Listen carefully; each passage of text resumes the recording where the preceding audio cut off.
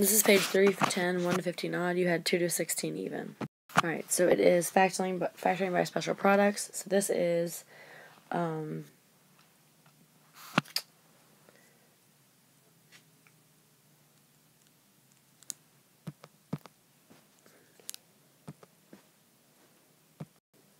perfect square trinomial.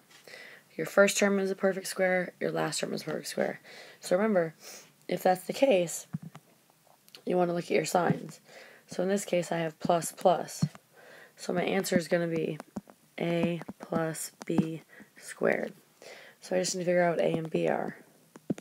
A is the square root of my first term. B is the square root of my last term. So a is x and b is 3. So I just need to plug into a plus b squared. So a is x plus b is 3 squared. And that's my answer. Okay. Is my first term a perfect square trinomial? Yes. Is my last term a perfect square trinomial? Yes. So I want to plug into a minus b squared. Minus because on this one it's minus plus. So I've got a is the square root of 4x squared, which is 2x. B is the square root of 9, which is 3. So I'm going to say 2x, because that's a, minus 3, because that's b, squared.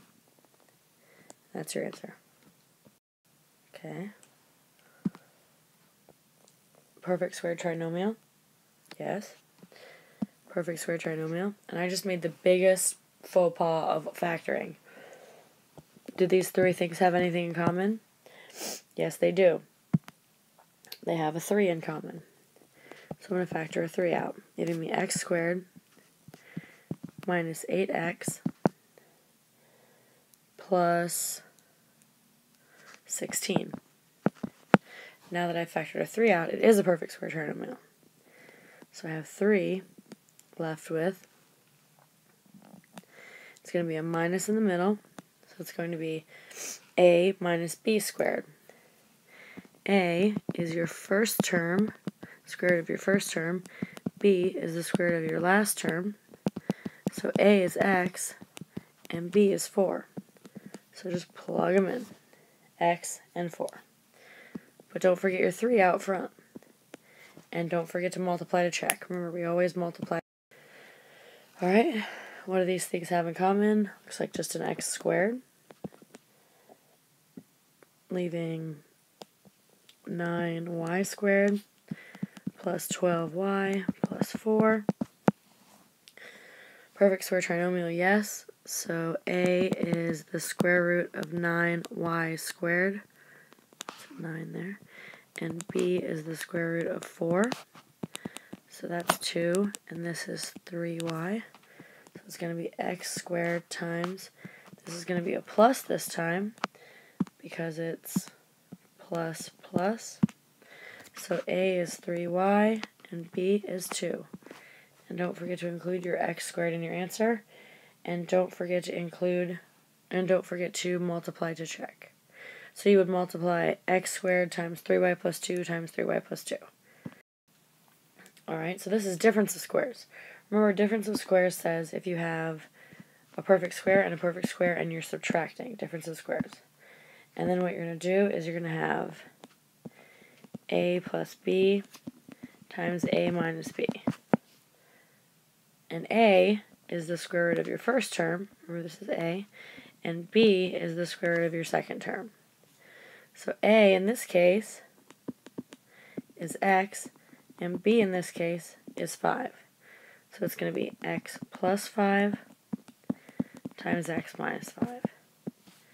And remember, always multiply to check. Okay, so here, a, b,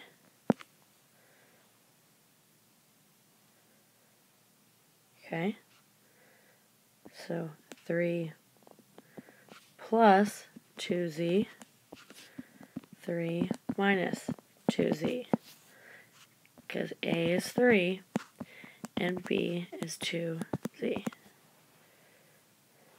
Okay, so 13, don't make it any more complicated than it is. this whole thing squared is a perfect square, and 49 is a perfect square. So A is the square root of this, B is the square root of this. So A is y plus 2, and B is 7. So you say A plus B times A minus B. So A is y plus 2 plus B is 7 times A minus B. Y plus 2 minus 7. So this becomes y plus 9, and this becomes y minus 5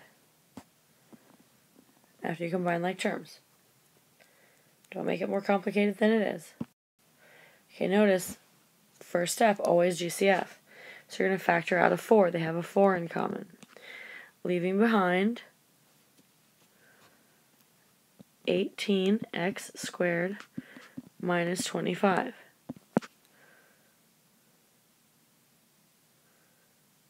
I'm sorry, 16. What was I thinking there? I was like, 18's not right. 16x squared minus 25. So you got your 4 out front, and then A, remember, is the square root of your first term.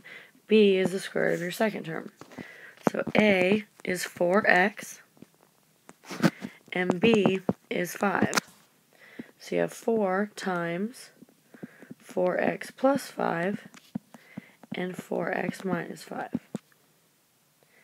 And that's your answer. Make sure you multiply to check.